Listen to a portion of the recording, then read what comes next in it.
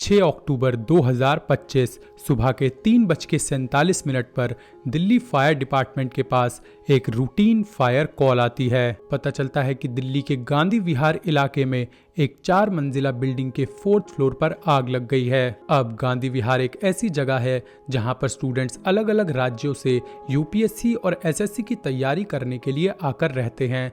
तो जैसे ही ये कॉल फायर डिपार्टमेंट को मिली तो वो तुरंत 4th फ्लोर पर पहुंचकर लोहे का दरवाजा तोड़ने की कोशिश करने लगते हैं। फायर डिपार्टमेंट ने नोटिस किया कि दरवाजा अंदर से लॉक था और आसपास के लोगों ने बताया कि उन्होंने तेज धमाके के बाद वहां से धुआं आते हुए देखा था। अंदर दाखिल होते ही अंदर का नजारा जितना ज्यादा अजीब था उतना ही डरावना भी था, क्योंकि अंदर एक लड़के की डेड बॉडी पड़ी थी जिसका चेहरा पूरी तरह से जल चुका था और उसका चेस्ट का एरिया भी लगभग पूरी तरह से जल चुका था। इसके अलावा रूम में पड़ी हर एक चीज राख हो चुकी थी और क्राइम सीन को देखकर लग रहा था कि ये आग सिलेंडर फटने के वजह से ही लगी है। अब पुलिस भी क्राइम सीन पर पहुंचती है और लड़के की बॉडी को पोस्टमार्टम के लिए भेज दिया जाता है।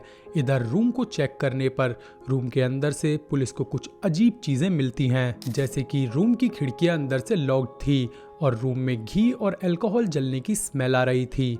प्लस जो सिलेंडर अक्सर किचन में पाया जाता है वो लड़के की बॉडी के पास पड़ा हुआ था। पुलिस ने ये भी नोटिस किया कि रूम के मेन गेट पर एक जाली का फ्रेम है जिसको इंटेंशनली काटा गया है ताकि बाहर से अंदर की तरफ हाथ डालकर रूम को लॉक किया जा सके। ये सब देखकर लग रहा था कि एक प्री प्लान्ड मर्डर को एक्सीडेंट का रूप देने की कोशिश की गई है। इसलिए पुलिस किसी भी नतीजे पे पहुंचने से पहले पोस्टमार्टम रिपोर्ट के आने का इंतजार कर रही थी और रिपोर्ट आते ही पुलिस का शक सही निकला, क्योंकि रिपोर्ट में लिखा था कि इस आदमी की मौत गला घोटने से हुई है और फिर बॉडी को जलाकर इस मर्डर को एक फायर एक्सीडेंट के रूप में स्टेज किया गया था। तो चलिए अब मैं आपको बताता हूँ इस केस के पीछे की वो सच्चाई जिस वजह से इस व्यक्ति को इतनी दर्दनाक मौत दी गई थी। दरअसल इस व्यक्ति का नाम था रामकेश मीना, जो काफी समय से गांधी विहार में रहकर यूपीएससी की तैयारी कर रहा था। और इसी बीच इसकी मुलाकात होती है अमृता चौहान से, जो मुरादाबाद की रहने वाली थी और बीएससी फॉरेंसिक साइंस का कोर्स कर रही थी। धीरे धीरे ये रिश्ता दोस्ती से प्यार में बदलता है और अमृता रामकेश के ही साथ लिव इन में रहना शुरू कर देती है। शुरू में तो ये रिश्ता काफी अच्छा चलता है, लेकिन धीरे धीरे इनके बीच लड़ाइयां होनी शुरू हो जाती है और इसकी वजह ये थी कि रामकेश ने अमृता की कुछ प्राइवेट पिक्चर्स और वीडियोस अपने लैपटॉप और हार्ड डिस्क में सेव कर ली थी। अमृता जब भी इन पिक्चर्स और वीडियोस को डिलीट करने के लिए कहती थी तो रामकेश मना कर दिया करता था। हालांकि रीसेंट पुलिस इन्वेस्टिगेशन में पता चला है कि ये पिक्चर्स और वीडियोस अमृता ने अपनी मर्जी से बनवाई थी, लेकिन इनके वायरल होने के डर से वो बार बार इन्हें डिलीट करने के लिए कहा करती थी। खैर, जब रामकेश अमृता की बात नहीं मानता तो वो मुरादाबाद अपने एक्स बॉयफ्रेंड सुमित कश्यप के पास फोन करके ये सारी बातें बता देती हैं। सुमित कश्यप, जो अब भी अमृता से प्यार करता था, जैसे ही ये बातें सुनता है फौरन दिल्ली आ जाता है और दिल्ली आकर वो रामकेश से इस डेटा को डिलीट करने के लिए कहता है। लेकिन वीडियोस डिलीट करना तो दूर, रामकेश अमृता को सुमित के साथ देखकर आग बबूला हो जाता है, क्योंकि उसे लगता है कि अमृता उसे चीट कर रही थी। इसीलिए रामकेश ने इन वीडियोस का इस्तेमाल कर अब अमृता को ब्लैकमेल करना शुरू कर दिया था, जिसके बाद अमृता और सुमित ने रामकेश को जान से मारने का प्लान बना लिया था और इस प्लान में सुमित ने अपने दोस्त संदीप को भी शामिल कर लिया था, जो दिल्ली में ही रहकर एसएससी की तैयारी कर रहा था। इन्होंने संदीप को ये कहकर प्लान में शामिल किया था कि ये रामकेश के घर जाएंगे और उससे जोर जबरदस्ती उसका लैपटॉप और हार्ड डिस्क छीन लाएंगे, लेकिन इन्होंने रामकेश को मारने की बात संदीप को नहीं बताई थी। अब क्योंकि अमृता एक फॉरेंसिक साइंस स्टूडेंट थी और वो ट्रू क्राइम कंटेंट भी कंज्यूम किया करती थी, तो उसने रामकेश को मारने का एक ऐसा फुल प्रूफ प्लान बनाया जिसके अकॉर्डिंग सबको ये लगने वाला था कि एक एक्सीडेंट है और वो तीनों वहां से बिना फंसे निकल जाने वाले थे। तो 5 अक्टूबर की रात ये तीनों गांधी विहार की उस बिल्डिंग में एंटर होते हैं। हर रात की तरह रामकेश उस रात भी पढ़ाई कर रहा था।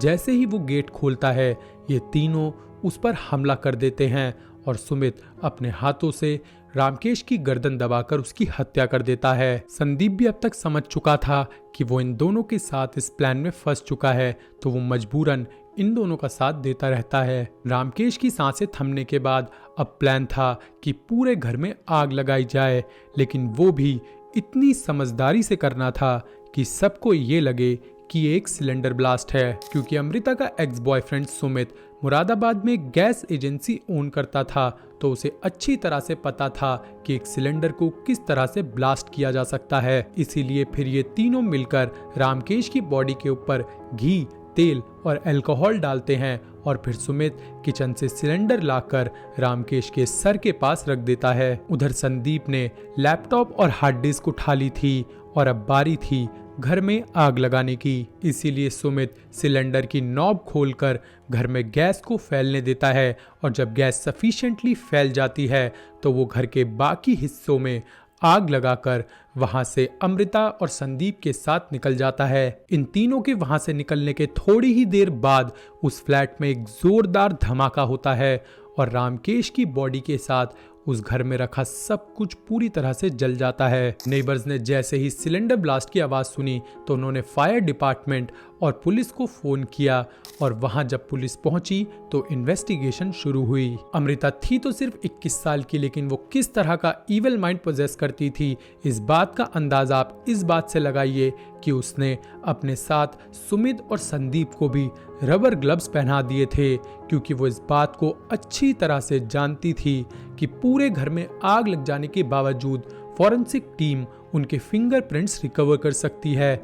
इसके साथ ही साथ उसने घर के मेन गेट पर लगी इस जाली को काटा और यहाँ से अंदर हाथ डालकर दरवाजे को लॉक कर दिया ताकि पुलिस इस केस को मर्डर के एंगल से देख ही ना पाए। लेकिन कहते हैं ना कि अगर आपको लगता है कि आप क्राइम करके वहां से निकल जाएंगे तो रुक जाइए, क्योंकि परफेक्ट क्राइम जैसा कुछ भी नहीं होता।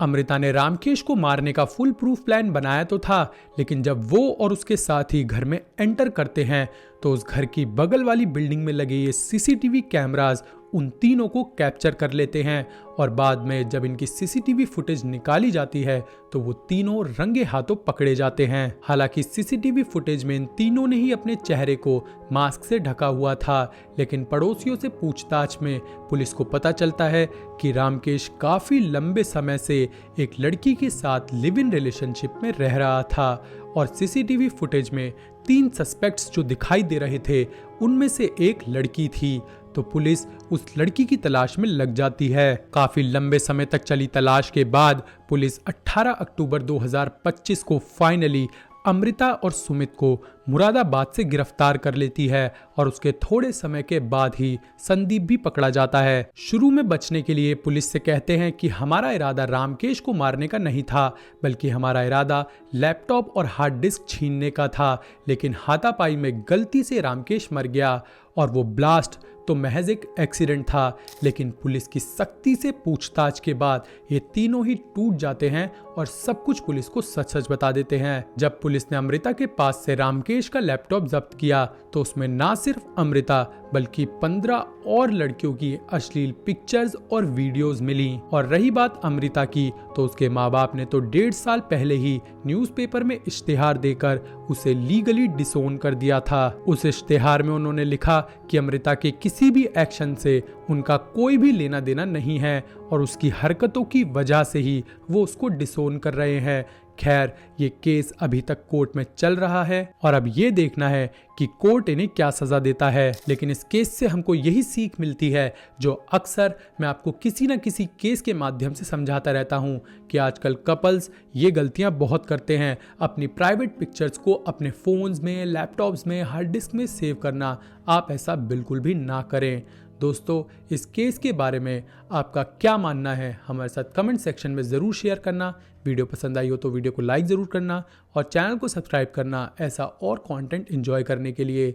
मिलते किसी और वीडियो में। Till then bye bye and take care.